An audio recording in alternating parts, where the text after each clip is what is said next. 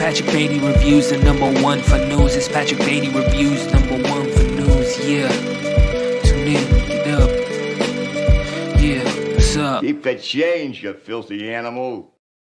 What is up, my gaggly geeks, and welcome to a new podcast episode where we're going to be talking about Guardians of the Galaxy.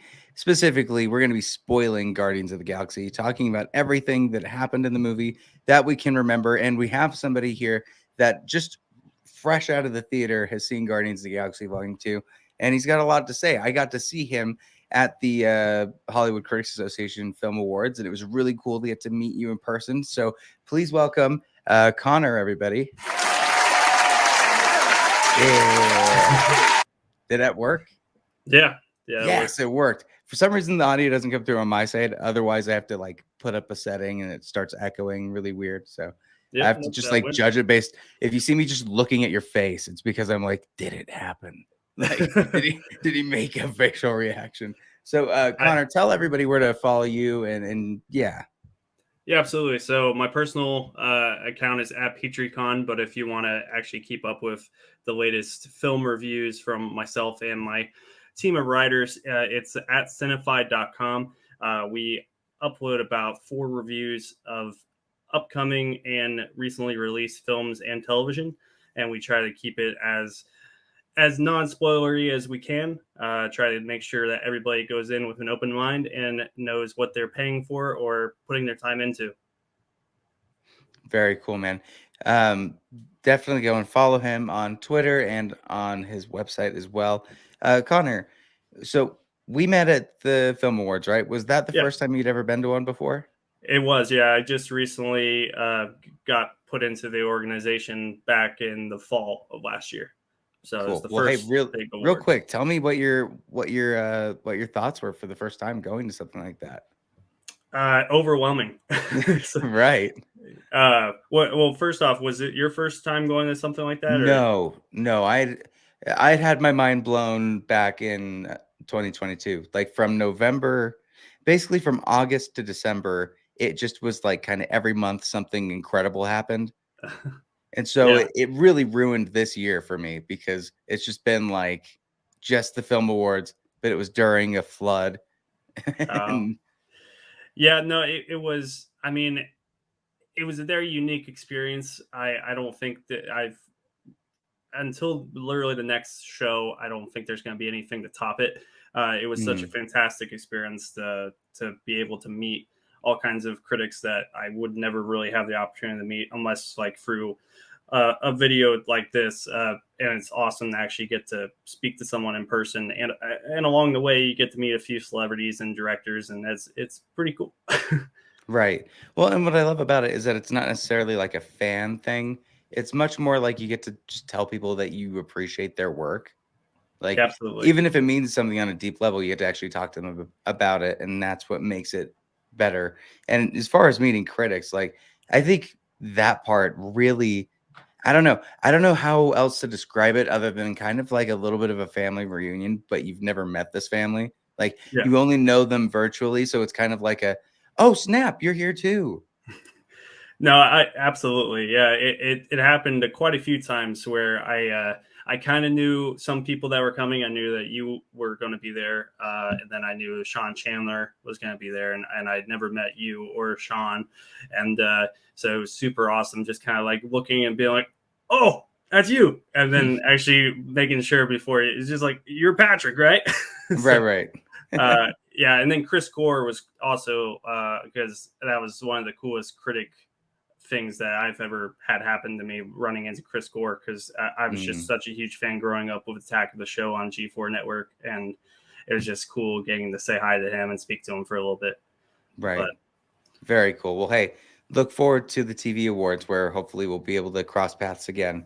But for now, we need to cross words and talk about this Guardians of the Galaxy Volume 3 movie. Is it a masterpiece? Is it the greatest thing that's come out from Marvel since Endgame? A lot of critics are saying so. You've had the chance to see it twice, Connor. Yeah. What are your thoughts going out a second time? So I would say, personally, first off, Endgame to me is not as great as Infinity War, in my opinion. Infinity War is something I can just put on and I can feel so much emotion from it. Infinity War is my favorite Marvel film of all time, over Endgame. And when I put it up against that, it's like it's nowhere near that level to me of like, because it's such a big build up to get to that, really be compared to something like that. I think more it should be compared to just more like the Spider-Man trilogy or something like that. Not one of these big epic Avenger films. Right. Have so much build up to them. I do think that, and I do lose train of thought when I go on. So sorry. No worries. I do that all the time. We'll pick each other up. All right, I appreciate it. But basically, my thing going into this for the second time was that the first time I had so much high expectations because I love James Gunn and I love everything he's done with the Guardians, and they're by far my favorite characters in the MCU. I don't think as a whole the films are the best in the whole MCU, but I think the characters are like top tier. And I think that's all thanks to James Gunn's amazing comedy and writing. And going into this one, the first time watching it, I was a little turned off by how dark it was. I still felt so much love and fear for the characters, but it's like the comedy was second to the fear of these characters possibly going away forever. And I think that dragged it down the first time. And then going in the second time and knowing, oh, these characters are going to be all right in the end, I got to kind of fear for them, but have a little bit more, I don't know, just I got to enjoy the experience of their fear in that moment, but knowing, oh, they're going to survive. And I get to hopefully see them again in the future with some exceptions. Right.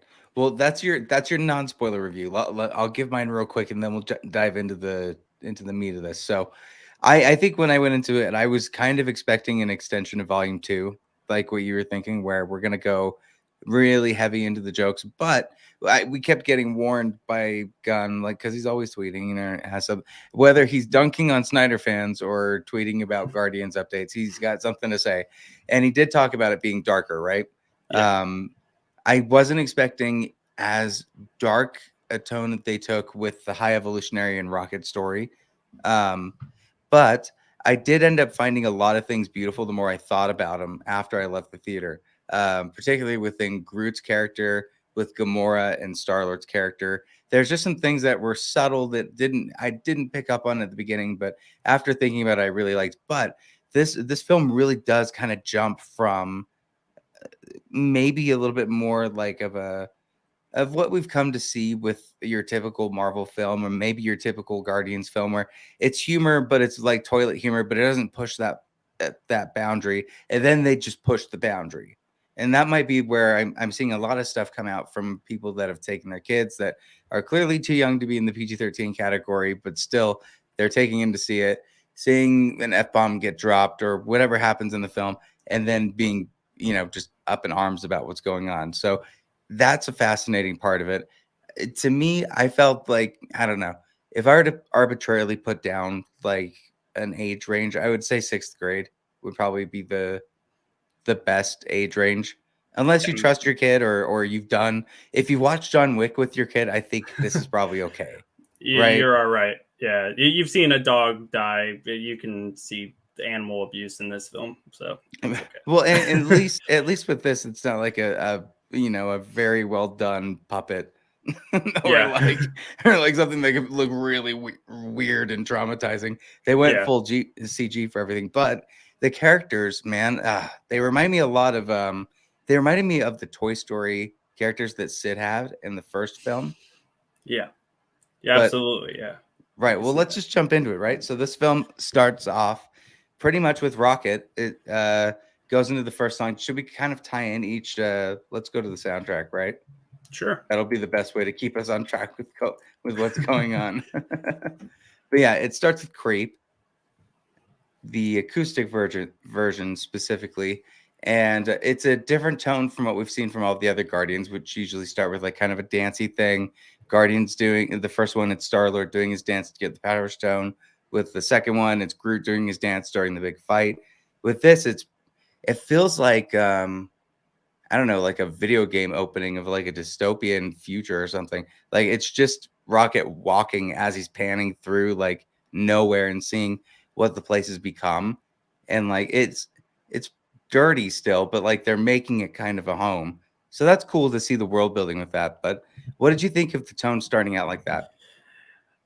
I think Creep was a great start because and the way that you saw Rocket sing along with it, very monotone as he's walking along. I think it kind of like gives you a feel for where Rocket is at that point in his life, where he's looking back at like his journey to getting to where he's at. But it's just kind of like it seems like he's happy but unhappy at the same time with where he's at. It just kind of set the tone that this is not going to be an over the top joyful ride all the way through. Like just with the super slow mo walking with Star Lord's double and the big title sequence, it kind of gives you the tone that this is going to be kind of depressing. So and then it lightens up with the giant fight immediately after. But it gives you the tone like this is not the Guardians that you know from the past two films. It's going to be something different. Like, and then it kind of goes into, you still have those characters. I will say with that opening, we never really see like, and that was, I don't know how, do you just want to like go in depth with stuff in Why not? those sequences? Here, we'll put up a spoiler thing up on the corner. That way we're safe. Okay. And it's in the banner, so like they can't. Don't come after us. I don't. Do you think that whole thing at the beginning with Star-Lord being over, like drinking too much and passing out, and then Nebula carrying him out? Do you think like that's never really brought up again? Like it's just kind of like, why was like, is it because of Gamora? I think it was definitely the relationship between Gamora and him. He was depressed because Gamora is off with the Ravagers now. She really doesn't want anything to do with him. And honestly, why would she? Like, it was weird to kind of pit it as like, maybe he'll get her back when like, it's clear this is a completely different person. Yeah. Yeah. It just, I guess if you pin it to the Gamora angle, it just kind of, it just felt kind of detached over everything else that he passes out, and then it's a really nice sequence of events where Nebula tucks him in, and then now that I'm thinking about it, it is definitely Gamora because he says, "I love you, Gamora," to Nebula. So, so if I would have thought about it a little more, then I wouldn't have brought it up in the first place. Well, here's what I loved about their relationship in this, because it's definitely at the beginning, it's Chris Pratt being a little bit of like Andy Dwyer with Rashida Jones's character. Like, we used to be a thing, and it used to be really nice, and I used to enjoy that. But then you turned into a dick, or like, and his comedic timing still works really well for Star-Lord, and he plays a very good comedic kind of Han Solo type in this, which we didn't see in Infinity War. And they've commented on that already, where that wasn't necessarily the character that they were writing out, James Gunn and Chris Pratt. But with this, I loved seeing him being desperate to try to rekindle something from the past that he knows just doesn't really exist anymore. But still, Gamora, while not entertaining that for a minute, still kind of feeling obliged to be associated in this thing, like being a part of the situation, and still coming to the rescue when she needs to. Like, she'll kill people if she needs to, she'll do whatever she wants. But that ending, man, it got me so much, where she said, you know, I think we probably would have been fun. What was the line, Connor? It was exactly that. It's I bet we used to be fun. I bet we were fun. Yeah. So, those are some of my favorite romantic stories, where like it's not necessarily something where it's like a happy ending, but you still kind of feel that love, whether it's there or was there. You still kind of feel that like longing, which is really cool. Yeah, I just because it's at the top of my head, at near the end, where they're all hugging, I did notice on second viewing that I didn't notice the first time that she is stepping away from the group. She is not joining in on the hug. It's because she is separate from them. Right. And I thought that was a really nice touch. Well, even with this photo, you can see her in the very back. Yeah, separating herself. Mm-hmm. Well, and let's talk about the new suits. I think the suits look great. We can break down each character just by looking at this. Do you want to talk a little bit about? Let's see. Let's talk about Nebula, since we were talking about Gamora, where her character starts at. So Nebula, to me, you picked a tough one. you start because Okay. I'm gonna have to gather my thoughts on it. So Nebula's kind of like part of a crew finally, and she's starting to take reign of what she's doing. She's got a lot more comedic timing and comedic moments with Star-Lord. Almost kind of like the de facto leader while he's doing his alcoholism stuff. Like it's her and Rocket. And that was the relationship that was built on with Endgame, I believe. Yeah, Endgame. Yeah, it was when So I like that they kind of paid off that a little bit while also seeing how much she cares about Rocket. And like when that inciting incident happens and Adam Warlock shows up, which we'll talk about him now, he basically appears out of nowhere, into nowhere, destroys everybody. Rocket gets hit hard. And the reason that they can't cure him basically is because he's trademarked, right? Like there's an Apple lock on him. Yeah, which I didn't at first. Not I bad. thought that Not a bad idea. Yeah, but at first I actually thought when they put the healing pad on him that it was shocking him because he's not a normal being. Like he has all the metal inside of him. That's what I originally thought. Right. And then they explained that he has an Apple lock in him. But I thought that it was just like he can't be healed by this like magical advancement in technology. It's like because he's a special being. So, right. Well, I like that they really started it out right off the bat with that. However, I do think it took a little bit too long to put him back into the game. I wish those flashback sequences kind of happened a little bit quicker. Maybe there was a way to get him back in halfway through, but it kind of seemed like a final act. He got up and just was like right into it, right? Yeah. I don't know. I think that I personally think that the pacing of that gives you the really just the vibe that he's not going to make it through, and then I think that especially I think the build up there with not the behind the scenes, the flashbacks of all the with Teefs, Floor, Lila, and Rocket all playing around, and then it advances, and then you see that they have hope, and then their hope gets crushed, and then it's just all that, seeing all that deteriorate, and then with Rocket witnessing Lila die in front of him, and that's just a tear-jerking moment that Bradley Cooper it's amazing what he does with his voice work. Right. And it's kind of like I get lost in the character. Like I don't ever think, oh, that's Bradley Cooper anymore. Like in the first film, I was like, oh, that's Bradley Cooper. But now this far along, it's like, no, that's Rocket. And he's in pain. And that you saw, it just kind of made me think the way that he was in so much pain there is like transporting over into how we see Star-Lord in so much pain when he is flatlining basically. And it just, and then we see the bright void, I guess, where you see Lila again. And I just thought at that moment, this is when Rocket is going to go out of the film. I personally never thought that he would be back in action. Did you think he was going to be back in action? So here's the thing. I never thought that he was going to be out of the game until he got his revenge with the High Evolutionary. So he still hadn't done that narrative to me. I was like, he still has to do that. They got to pay that off because they've spent this whole film preparing us for the showdown. And if he just dies right before, that's total like a total waste. But like, here's the thing. Like, I know people are saying animal cruelty, and I've even said it too.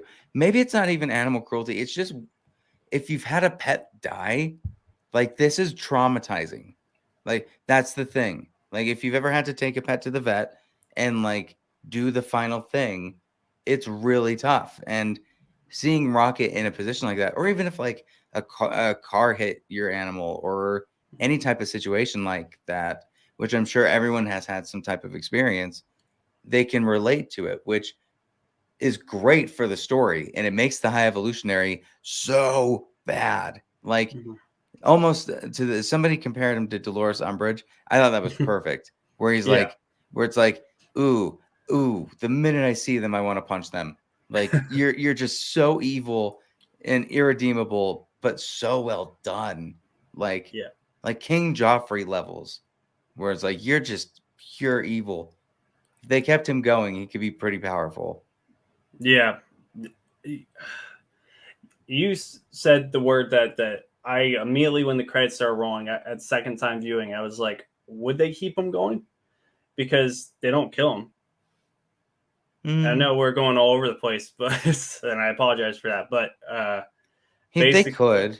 Like he didn't. Did he die, or did they just rip his face off? They just took off his quote unquote mask. Oh well, there you go. Because his face was ripped off back when Rocket was a little kid. Well, here's a weird question for you. A little bit of an Ant-Man Quantumania spoiler. When it did the after credit scene with all of the Kangs, right? I thought one of those Kangs was a High Evolutionary variant. I'd have to look at at least to me, he did. I don't know. Let me see. There's got to be an image somewhere, some leaked picture now.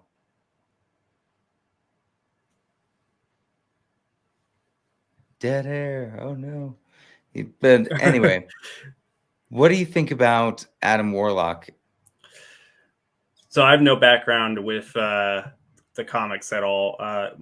Brian over at Pop Culture Leftovers was talking about his disappointment with the character. Are you familiar with the comics, Patrick? No, not really. Yeah. So I thought he was fine. He's just kind of like he's an immature, kind of like learning his place in the world, mama's boy, basically.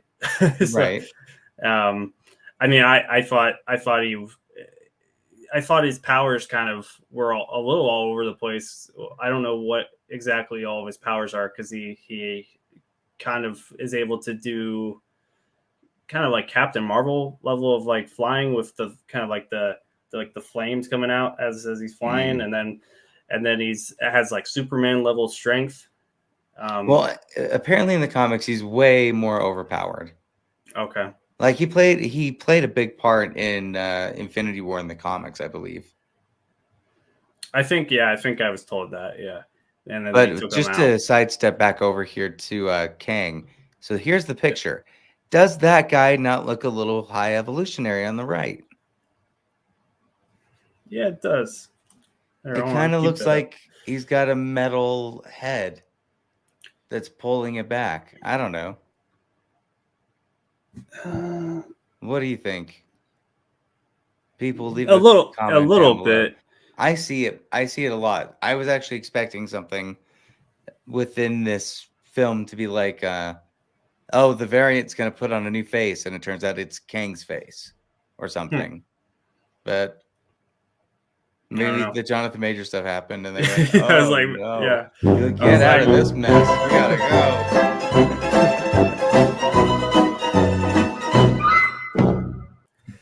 Yeah, probably best that they left that alone. Right.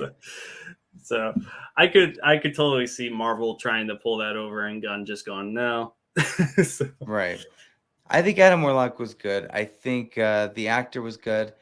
The character itself was pretty like just basic. There's not much to him, you know. Yeah. Just a baby, goes, does the fighting stuff. So I don't know whether they're planning on doing an Adam Warlock series. I don't know if I'm that interested in wanting to see one. I don't know if you would be. Nah, So I mean, I would be So they didn't interested. do that much to me. Yeah. I would be interested in seeing like him as part of the new Guardians, but I wouldn't want a lone adventure series. So he's not.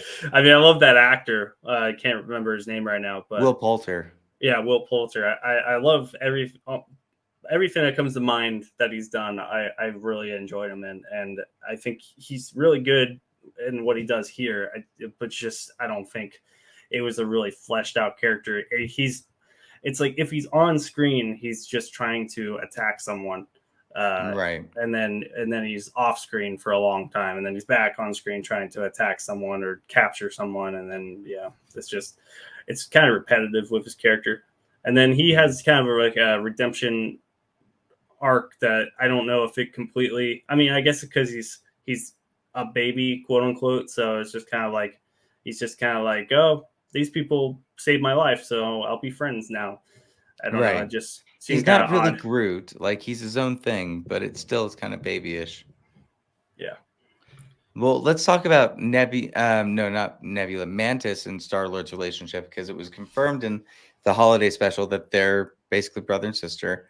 Yeah. I don't think they did enough with that, especially towards the end where he kind of just leaves her to go with his grandfather, which, I mean, it's a good ending, but it doesn't feel like a definitive ending for him, at least. But Mantis, I don't know. I think her comedic timing always works. Like she's always great, Palm, and she was talking about being in the DC universe, and that would be pretty cool. Yeah, no, that would. I mean, it all just with every interview so far on the red carpets, it's just like, are you going to be moving over to DC for James Gunn? And I think it all just depends on who or what they're moving over for. Because I mean, there's so many wrong choices. It just all will depend on Karen Gillan for Poison Ivy. Yes. Yeah, see, there's the right choices. They exist. Yeah. I mean, it just all depends on. I don't know. I guess it depends on how old his Batman's going to be. So, in comparison, Bradley Cooper for Batman. Well, there you go. Yeah, that kind of works too, doesn't it? It does, yeah. That gives I had never thought about that. That gives him the age range, right? Yeah, that's true. Yeah, I never really thought about that. That's snap! Yeah, it's not bad.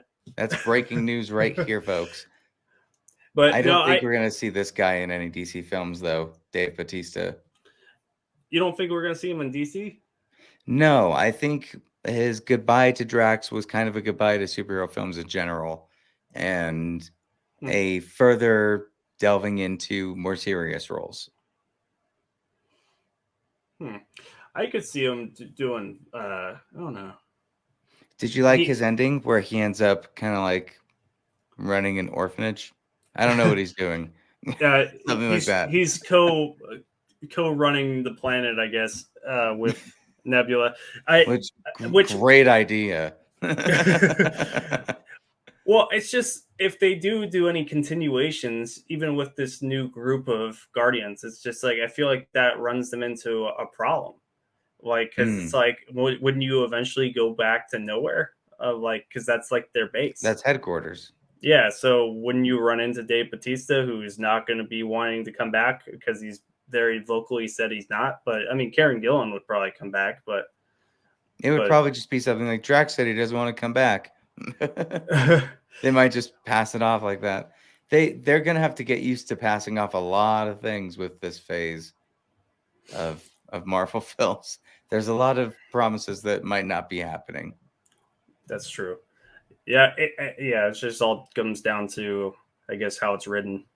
But no, as far as what we were talking about with the brother sister arc, I think that I really enjoyed that holiday special. I know some people were iffy on it. I really enjoyed it, and I think it really like didn't pull. It just kind of like cemented. Oh yeah, they're 100% friends. Drax and Mantis, and then I guess in that special you do kind of get that Star-Lord or Quill is kind of depressed. That's why they do the Christmas thing. But I think as far as the brother sister arc, it just kind of comes out of nowhere at the end, and it's just kind of like, yeah, it's like, oh, this is a little detail that we're gonna just kind of throw into this film, so we don't have to crank up the runtime anymore in 3.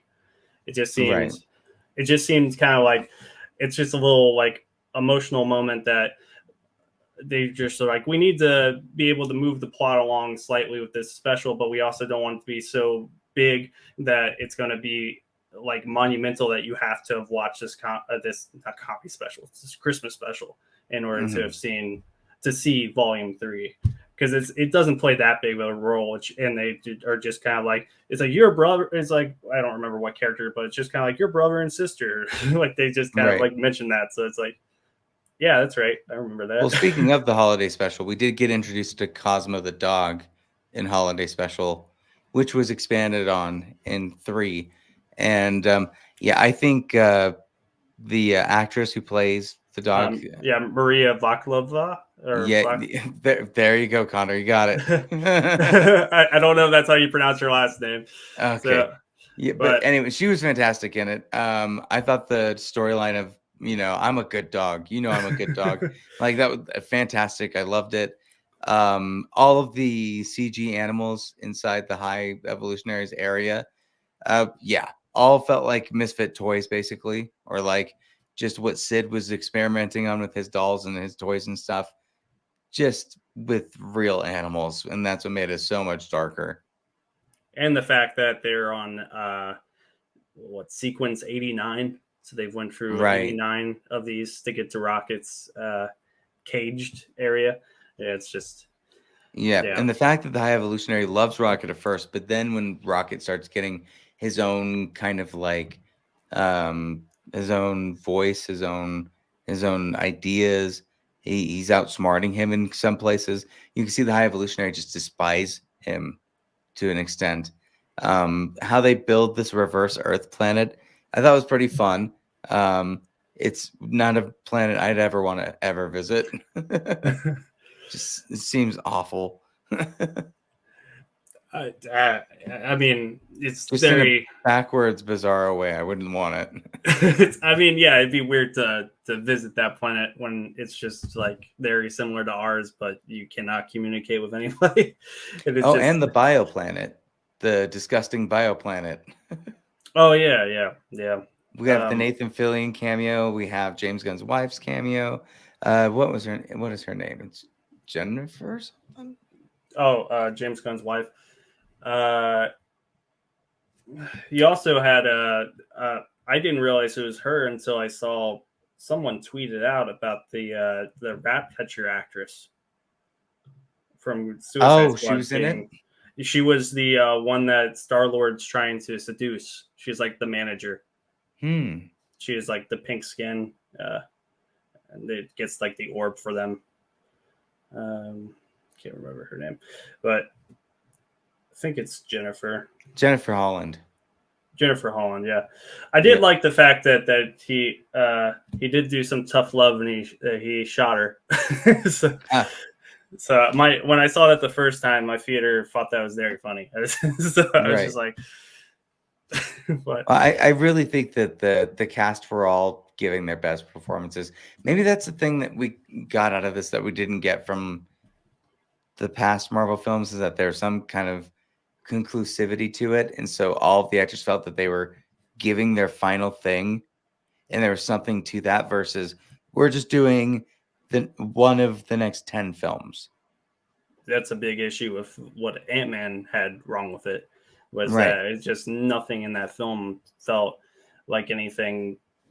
I mean, nothing felt like there was any I don't know, I can't think of the word, but basically no one was in any peril. It just felt like, they're at one point, it's like, are they going to kill Ant-Man here? And it's like that would be shocking, but also kind of a waste for a bad film. So to just throw that in here. So it's just, I'm hoping that, and this hope is probably going to be pretty easily extinguished as soon as the next Marvel film comes out. But who knows, that the Marvel will have an uptick, and hopefully we'll care more about, especially with watch my words, with how ever the Jonathan Majors stuff goes. We'll have to see how Marvel handles it, but it'd be interesting to see, is the next Marvel film The Marvels? I believe so, yeah. Yeah, so, and because they played a trailer before this, and it's just that film, I'm curious how much that's going to be like trying to push forward in the plot with Kang, and see how much they implement him into it. I'm hoping not a lot, because I don't know. Loki season 2, I believe, is also coming out. I don't know which is coming first though, between the Marvels and Loki season 2. I think that got pushed to November. October. Oh, I thought it was October. It might be October. It's the fall. It went from like June or July to the fall. So right. But, well, though they set up the new Guardians, I mean, I don't care. I don't even remember who the roster is. I loved Kaiju Groot. Kaiju Groot was awesome. But there's little kid, there's Rocket, there's Kaiju Groot, Adam, and Mantis. Sean Gunn too. Sean Gunn? Yeah, I don't remember his name. Kraglin? Yeah, that guy. Yeah, I did. But talking about Sean Gunn, I really love the cameo with Michael Rooker. I thought that was a really great moment. Yeah. So kind of like let him become, because I figured that Michael Rooker would 100% show up, but I figured it would be another like Quill situation. I didn't think it would be like kind of guiding the new descendant of his powers. So yeah, but that worked well for him. That was the best character arc that guy had for the entire franchise, was this film. Yeah, so far, definitely. And then go ahead. What did you think of the design? Because there's so many. If you look at, like, this is by far, well, maybe the second one had a lot too, but this one to me had so many different versions of Groot, like design wise, because you had the beheaded Groot with the tentacle crab legs, which I'm very curious how fast he grows back his body. Because he can do that really well now. Yeah, and then there's the full grown one, and then there's the kaiju, and then there's, well, I guess not full grown. The full grown one's in the after credits, but it's just which is a very interesting thing. It's just kind of like, how did he get to that point? Was it just because he's that? It's just I don't know Groot well enough. I don't really know enough about the backstory of these characters to know, like, why is he now so huge? Right. Well, they do a lot with that character in this, and I don't know. Maybe that's a better question on Twitter. Maybe he'll answer it. I know a lot of people mainly were hung up about the rocket boots and the mask for Star-Lord not being in it, which to me is like, doesn't matter. Like, it was fine as it was. I think the rocket boots come into play because of the final scene with in space, because it would have probably been helpful in that instance. Right. No, sure. Well, is there anything else that we want to cover for this? Let's see. I'm sure I could come up with something. Let's see. I don't know. I think. What did you think of the reunion though, between Quill and his granddad? Because I thought that think it's weird. It just was weird. Really, the whole thing, because it didn't feel. It felt more like it should be something where him and Mantis go do something, rather than. I'm just gonna go back to that guy that I guess was just scared and wasn't a jerk or something. It's cool, but it feels like a little too late.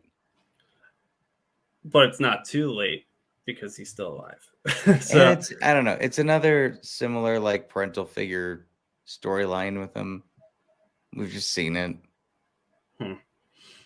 Yeah, I don't know. It got to me. I like that little thing. I like that It was a funny after credits scene, but I don't know. Him coming back just to me felt like it was kind of a side ending, not really like a complete ending to him, but more like here's a good place we can put him.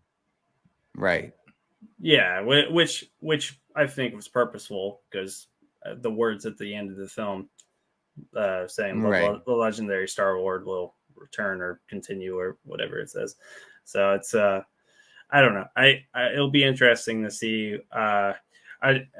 One of my biggest things that worries me is the future of these characters together separate, because I think we've seen, and you might feel different about this, Patrick, I'm not sure, but I think the writing, and I know James Gunn said that he had some help in doing the writing for the latest Love and Thunder, but I just thought that whole sequence in Love and Thunder was not the Guardians that I know. I just totally just X that out. I'm like, it was an okay scene, but it's like it wasn't overly funny. It's like I don't think any of the characters were themselves, in my opinion, besides Star-Lord. I think Star-Lord still had his humor, but I thought all the rest of them were just there. It's like Nebula was just being cranky. The rest of the characters there. So Right. I'm They worried. didn't get enough screen time to merit anything really with that, to me at least.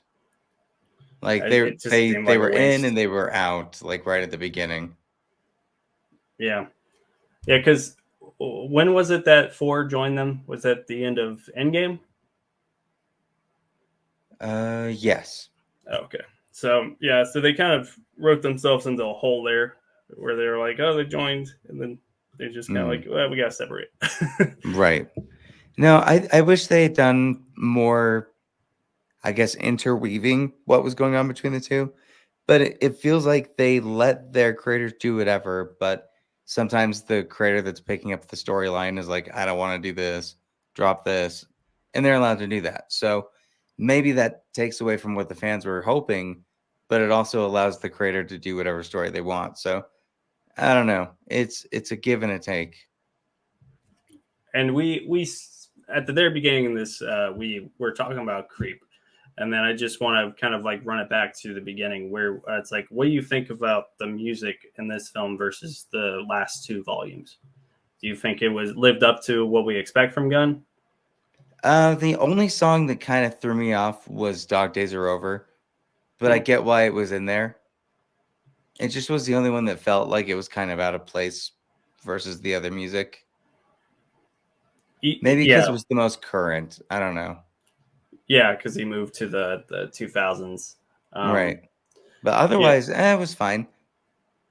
Yeah, I for some reason, I kind of wish they would have picked. I mean, I love Beastie Boys, but I just feel like they could have picked a more original song for that fantastic hallway action scene. And I think that hallway action scene, like, especially watching it a second time, it's just so well filmed. And it's like, I think it's going to be like one of those action scenes where it's like, if someone asks, like, what's your favorite Marvel, like, action type scene, like, people would think the elevator in Captain America or the airport and Civil War. And then it's like, I think some people, not all, would pick this because it's a really cool, like, them going against every person on that ship almost, except for Pete Davidson's alien. So it was a really well done hallway shot. Just a continuous hallway, kind of like Kingsman in the church. Oh yeah, absolutely. Yeah, that's definitely what brought to mind was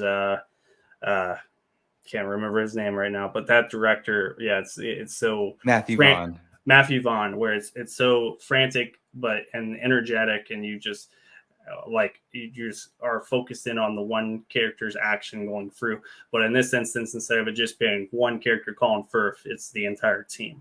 And I thought beyond that sequence, I thought the scene of the team coming together to almost kill the High Revolutionary or Evolutionary. I thought that was a badass scene. Right. So with all of them coming together, just kick the crap out of it. Yeah, they all have their role. So. Yep. Well, do you want to see any more Guardians in the future? Or if they ended it like this, would you be satisfied?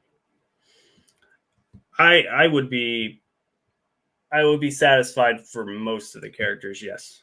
I think if they chose to go forward with some of the characters separate, if they had like a good story to tell, I'd be cool with them seeing more of them. but I don't really want to see without. I mean, the moral of the story for me is without like the original, in a word, mastermind behind the three. I just don't want this team back together. Like I would be cool with if they have an original cool idea for Mantis to go on her antics on a Disney Plus show on planets.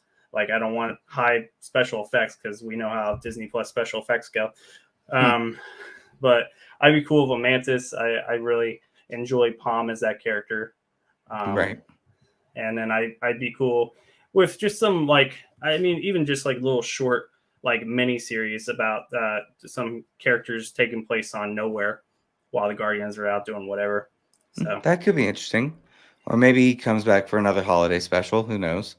Yeah, that'd be cool. Chris Pratt comes to visit, brings his grandpa. Who knows? Yeah, maybe. That'd be cool. So, well, with that said, Connor, let's again put this up and tell the people where to find you. Thank you again for joining me for the spoiler review. Yeah, absolutely. You can find me at cinefied.com. That's where we have reviews weekly. We try to get the most current stuff up. And if we can't get it up the week of release, we get it the second week of release. And then we do generally try to go with whatever's the most fun in theater and we believe could be of most interest for people. So then we can tell them right away. It's like, oh, you want to see Evil Dead Rise? Absolutely, go see Evil Dead Rise. So it's just we want to try to make sure that we're not picking. We do pick some more obsolete indie films, but our big thing to make sure that the highlighted film of the week is the big film that people are going to be like, should I spend my money to go see that film? Guardians, Evil Dead. It's like we let you know if, in our opinion, it's all our opinion, so you can still spend your money, but we tell you if we believe you should spend your money on it. And yeah, it's like I have a great team of writers that just love film, and if you love film, just check us out at Cinefied. Very cool. And also make sure that you check out patrickbeattyreviews.com, the Facebook, Instagram, Twitter. Watch, See It, or Skip It every Friday on ABC4 Daily Dish, where this week we've got interviews with the director of Blackberry, which I don't know if you've seen Blackberry. I have not, no. Oh, that's an intense film. Do you like It's Always Sunny? I do, yeah. Yeah. So the Golden God himself is in this, and that alone, he does. There's a lot to. He's fantastic in it, but not only that, but some blast from the past from Sundance this year, and yeah, make sure that you're tuning in at 12:30 Mountain Time. Otherwise, thank you again so much for joining me, Connor. Thank you again, as always, for watching, and we will see you at the next review.